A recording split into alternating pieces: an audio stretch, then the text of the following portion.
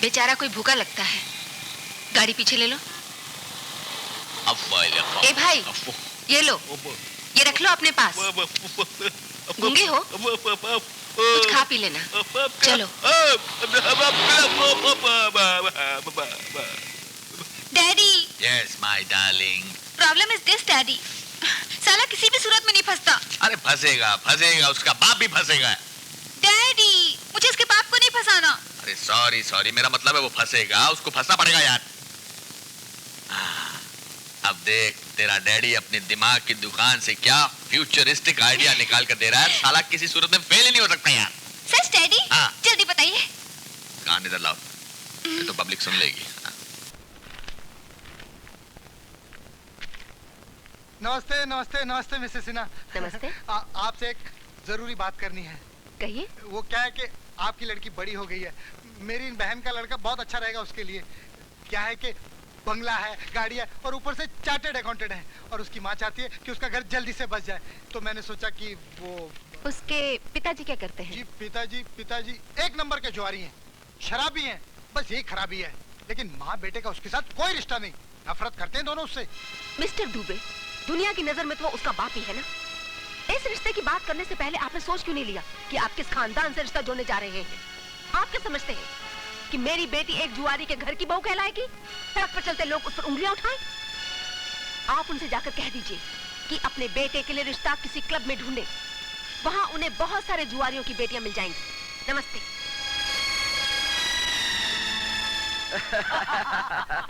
अरे सटिया गए हो दुबे साहब, रिश्ते हमेशा बराबर के खानदानों में हुआ करते हैं। अरे चुप, बड़ा है रिश्ते वाला। दुबे साहब से मिलना है। मूड खराब करके चली गई। Good morning. Good morning good morning. जानता हूँ, ये गोल्ड मेडलिस्ट है। अरे भैया, किताबी कानून अलग होता है और अदालत के दाव पेच अलग होते हैं। गोल्ड मेडल जीतकर अपने आप को कोई 30 मार का मत समझ लेना, समझे? सर ये मेरे सर्टिफिकेट्स और एप्लीकेशन है सर। सर्टिफिकेट और एप्लीकेशन देखते हैं। सर्टिफिकेट।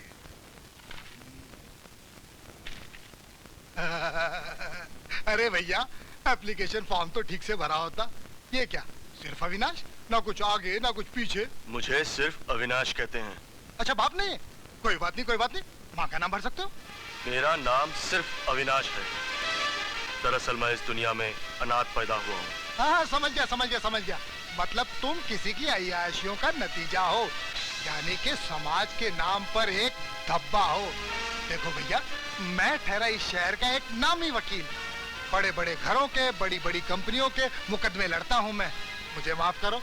अरे क्यों मेरी प्रैक्टिस बंद करवा रहा है? जाओ बेटो जाओ। क्या कर रहा है यार, छोड़ना, टूट जाएगा। मतलब तुम किसी की अय्याशियों का नतीजा हो, समाज के नाम पर धब्बा हो।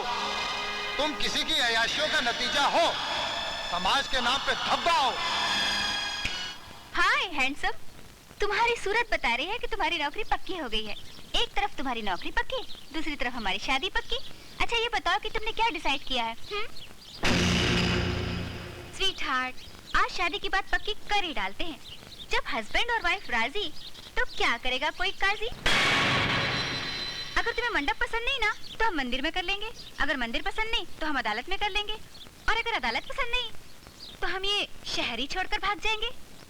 हम गंधर्व विवाह करेंगे, I mean सीक्रेट मैरिज। और फिर हमारे बच्चे होंगे, और जानते हो लोग उन्हें क्या कहेंगे?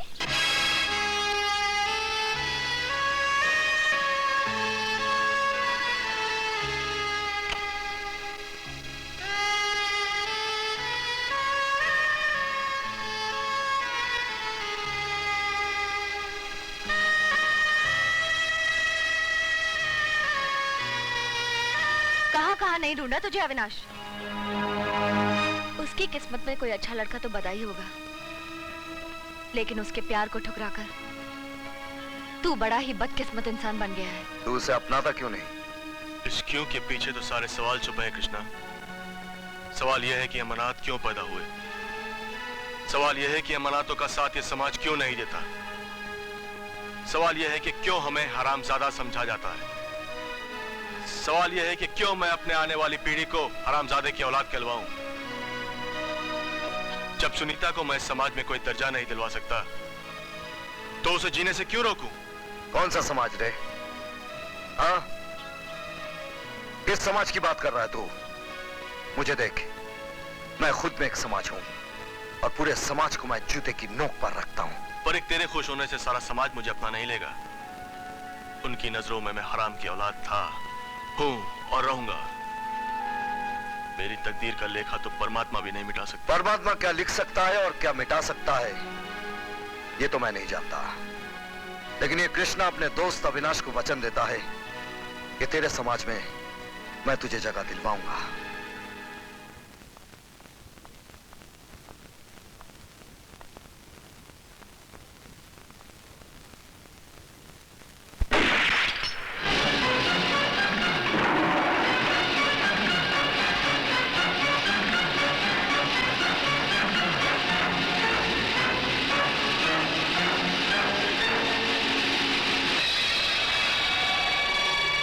ऊंचे समाज में रहने वाले ठर्रा नहीं पीते, ब्लैक लेबल पीते हैं। फिर मैं तुम्हें समझाऊंगा, ये सोसाइटी, ये समाज है क्या भला।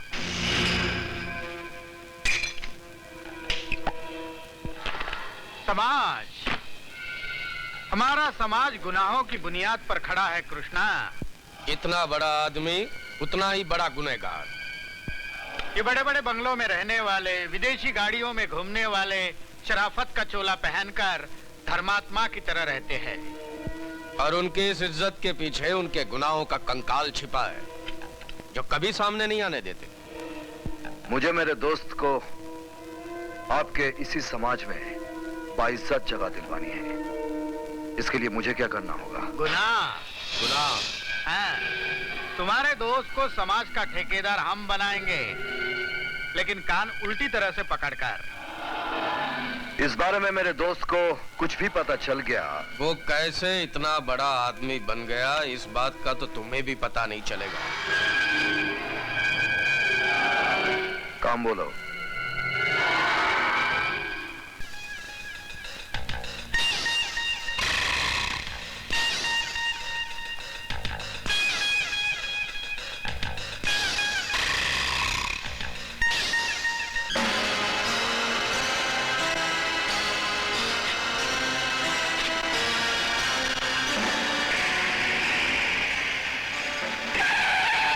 You are under arrest.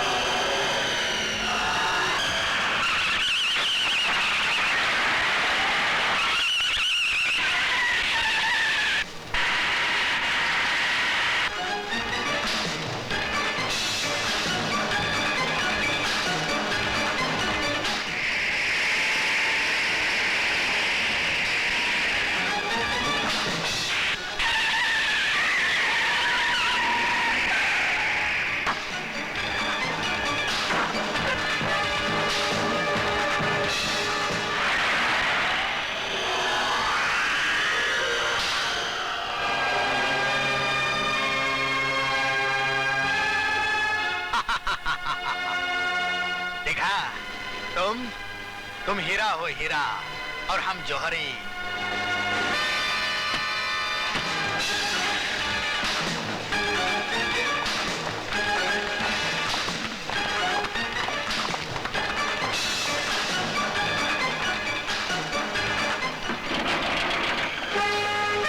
You are under arrest.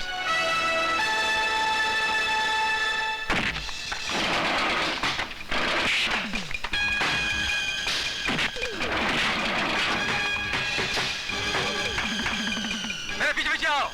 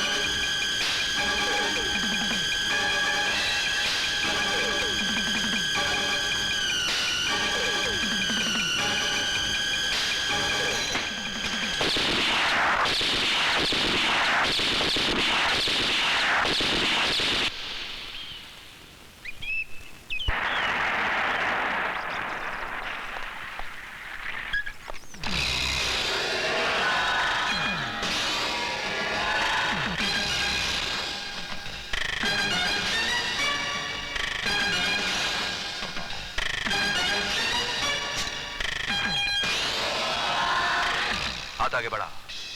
किस खुशी में? सारी खुशियां गम में बदल दूंगा जब पुलिस स्टेशन ले जाऊंगा। कल रात तुम कहां थे? आजकल मेरी याददाश्त थोड़ी कमजोर हो गई है कमिश्नर। कल रात, अरे दादा, अरे कल रात मैं किधर था? मेरी गोद में। पर तुम ये सब क्यों पूछ रहे हो जाना? अब तुम्हारे हाथ का दर्द कैसा है? कल रात बिस्तर से गिर गए थे ना, तो मैंने इसे हल्दी लगा दी थी। हाथ दिखा। क्यों? क्योंकि मैं कह रहा हूं इसलिए। अच्छा अच्छा अच्छा, अब ये देखना चाहते हैं कि मेरा जिस्म फौलाद का है कि नहीं। जिस्म कितना भी फौलाद का हो कृष्णा, गोली अपना निशान छोड़ जाती है। चलो चलो हाथ दिखाओ, चलो।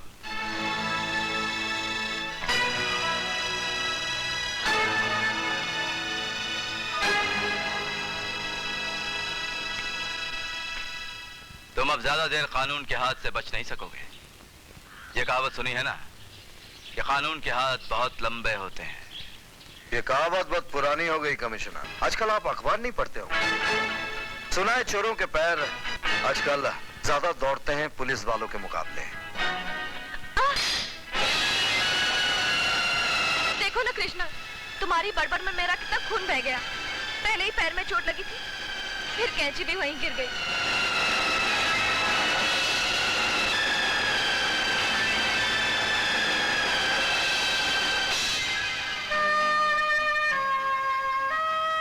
कृष्णा, तुम्हारे खून का एक एक कतरा अविनाश की जिंदगी में खुशियों के नए रंग भर देगा। तुम्हारी कुर्बानी बेकार नहीं जाएगी। देखते क्या हो, सोचते क्या हो। आज तकदीर खुद चलकर तुम्हारे पास आई है।